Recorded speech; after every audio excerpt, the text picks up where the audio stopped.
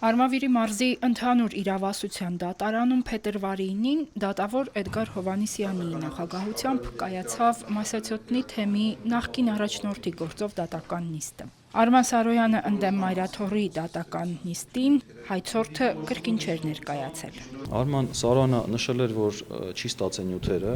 մեր միջնորդությունը դրա համար խնդրել էր հետաձգել։ Մենք դատանին նախորդ նիստին ապացուցեցինք, որ մենք նյութերը ուղարկել ենք եւ նա ստացել է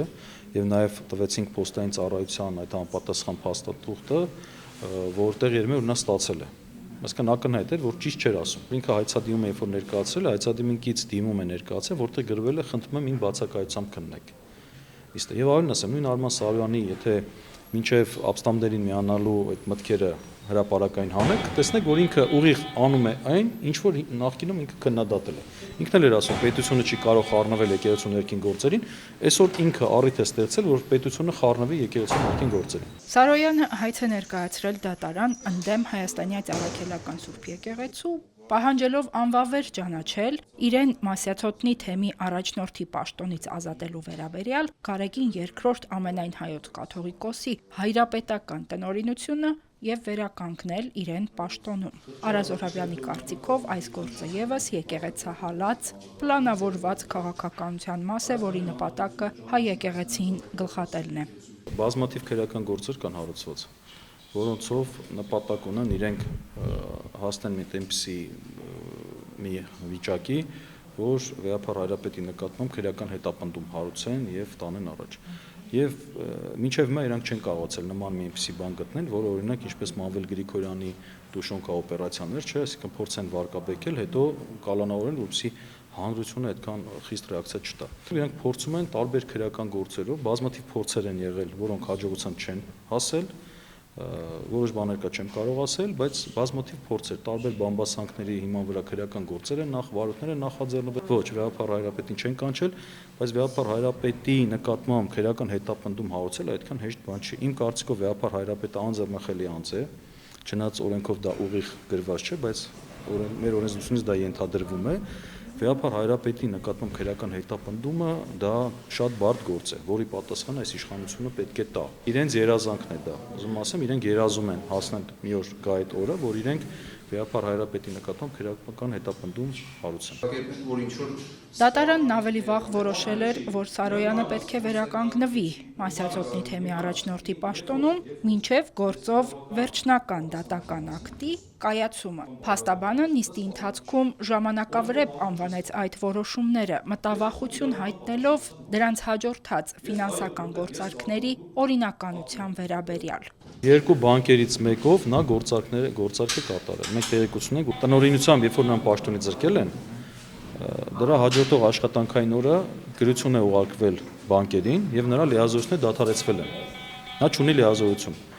Դատանի հայցիապահման միջոց կիրառելուց հետո երբ որ նա տեսել է, որ չունի լիազորություն, գնաց է բողոքել հարկադիր կատարողին, որ չեն թույլատրում, որ ես իմ լիազորությունները իրականացնեմ, եւ հարկադիր կատարողը նրան հանդես գալով իբրև ամենայն հայոց կաթողիկոս, հարկադիր կատարողը, նա լիազորություն է տվել Արման Սարոյանին։ Նման աբսուրդ հարգելիներս չեք տեսնել ոչ միտեղ։ Այսօր հարկադիր կատարողը իրեն դրել է ամենայն հայոց կաթողիկոսի տեղը։ Եվ այսօր այս իրավական, սա կոչվում է իրավական բեսպրիձել։ Հայ Ռուբենին այս պահին հարկադիր կատարողը թույլ չեն տալիս, որ նա հանդես գա եւ այդ միջոցները տնօրինի։ Այս պահին խոչընդոտում են։ Այսինքն ֆիզիկապես խոչընդոտում կա։ Լավ։ Այսինքն չկա աշխատանքային պայմանագիր, բայց հարկադիր կատարողը։ Չէ, ընդհանրապես չի եղել ինքը, տեսեք, Արման Սարոյանը հայ առաքելական սուբյեկտից աշխատողը չէ։ Այդ իմաստով նրա պաշտոնը առաջնորդի պաշտոնը դա հոգևոր ներքին պաշտոն է։ Եվ բնականաբար այդ պաշտոնից ազատելը չի կարող եկեղեցու ինքնակառավարման այդ շրջանակից դուրս գալ։ Նիստի ընթացքում Մայրաթոռի փաստաբան Զոհրաբյանը միջնորդություն ներկայացրեց վերացնելու հայցի ապահովման միջոցը, քանի որ եկեղեցու հոգևոր ծառայողների հարցը պետության իրավական կարգավորման տիրույթում չէ։ Փաստաբանը հիշեցրեց, որ աշխարհիկ դատարանը եւ դատավորը չեն կարող միջամտել եկեղեցու ներքին գործերին։ Դա ամրագրված է Հայաստանի պետական օրենքով, ինչպես նաեւ միջազգային իրավունքի նորմերով։ Հետևաբար նման վեճը ենթակա չէ դատարանում քննության, քաղաքացիական դատավարությամբ, ներեկեղեցական ատյաններն են զբաղվում եկեղեցու ներքին անցուդարձով, իսկ միաբանները ոչ թե աշխատանքային պայմանագրով, այլ հնազանդության ուխտի հանգամանքով են ծառայում եկեղեցում։ Ես գիտեմ, որ այս գործերով կա ուժեղ ճնշում, որովհետև տեսեք, նույն դատավորը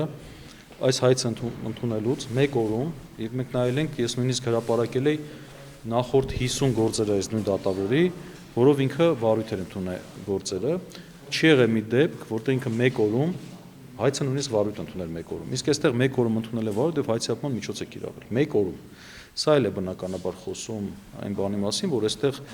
մենք չունենք դասական դատավարության հետ գործ, այլ ունենք քաղաքական հերթական ճշմարիտ, առավել եւս երբ որ դրան նախորդել էր Նիկոլ Փաշինյանի հրապարակային հայտարարությունը, որ դու համարում ես մասսայցոտնի թեմի առաջնորդ։ Կաթողիկոսը հանել է, ինքը ասում է, չէ, դու հանդիսանում ես, եւ ինքը պաստորեն դատական իշխանության միջոցով եւ հարկադիր կատարողների միջոցով իր այդ խոսքի կիրառումն է ապահովում, որը նույնպես, եթե չասեմ հանցագործություն է, ապա իրավախախտում է։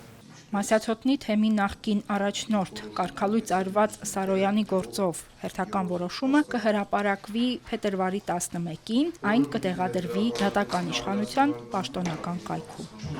Հերմինե Հակոբյան, Գևորգ Ավագյան, Եկեղեցական կյանք։